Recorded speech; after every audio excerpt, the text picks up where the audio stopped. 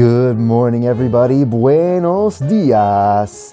Today I have a story for you. It's a story from the book Shenanigans at South. This story is chapter 18. It's called Door Monitor. In this story, I'm going to change the names of everybody so that some of your names, people from Skipback, are in the story. So if you're reading your book like this, you'll see that the names are different. Those are South kids. Don't tell anybody. I'm going to change the names to Skipback kids.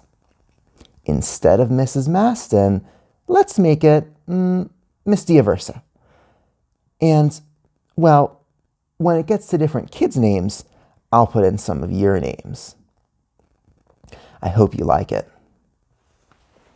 It's called Door Monitor. Here's the picture. It's like more words. It's not really a picture. It says up here, "The door has escaped. Please enter the classroom through the windows. Love, Miss Diaversa." Huh. That's weird. I wonder what's going to happen. Mrs. Diaversa walked down the dim hallway to her classroom. It was early. The sun had barely started to paint the horizon. Miss Diaversa had come in early, though, to get everything ready. It was a big day. It was the bonk. Miss Diaversa stepped back and rubbed her head. She had gone into her classroom 1,000,000 times. She knew where she was going. But where the classroom door should have been, there was only a bare white brick wall. I'm going to change the name here. Zach, Miss Diaversa grumbled. And yeah, the Zach you're thinking of, it's that Zach. Couldn't be anybody else, right? Anyway, when the students in Miss Diaversa's class arrived that morning, they had the same problem. Everyone was walking up to the wall, bonking their heads, and grumbling about Zach. On the white brick wall, Miss Diaversa had put up a helpful sign. "The door has escaped." That's helpful. "Please enter the classroom through the windows. Love, Miss Diaversa." "The door has escaped?" questioned Matthew. "Come in through the windows?" asked Ryan. "Love, Miss Diaversa," tsked Jackson. Zach gulped. Eventually, enough kids had crowded around the sign that they were causing a traffic jam. Mrs. Chuba stepped out of the gym and walked over. "What's everybody doing?" she asked. "You should be in class by now." "Look," said Abby, "there's no door. We're not sure what to do." Mrs. Chuba looked at the blank white brick wall, and then at the sign, and then back at the kids. "These are the instructions right there," said Mrs. Chuba. "One-step directions. Come on, guys. Go into the classroom through the windows."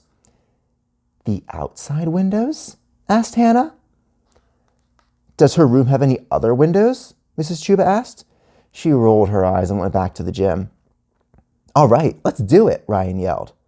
He and Matthew and Jackson were already halfway down the hall to the recess doors. Outside was gray and windy. Once Zach, who was the caboose, came out, the recess doors slammed behind him. "This doesn't feel right," said Abby. "It's okay," said Hannah. "This is what we're supposed to be doing." The wind seemed to argue with Hannah, pushing her back through the doors. Like that. All the windows looked the same from the outside, but Miss Diaversa's were the only windows that were open. They could hear the wind howling into the dark room from the outside.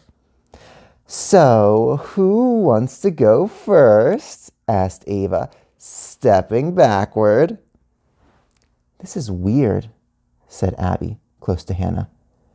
"Hey, Miss Diaversa," shouted Matthew. "We're here." The top half of his body was already wiggling inside the window. Miss Diaversa looked up. "Well, I was wondering if anybody read my note." She walked across the classroom to pull Matthew in.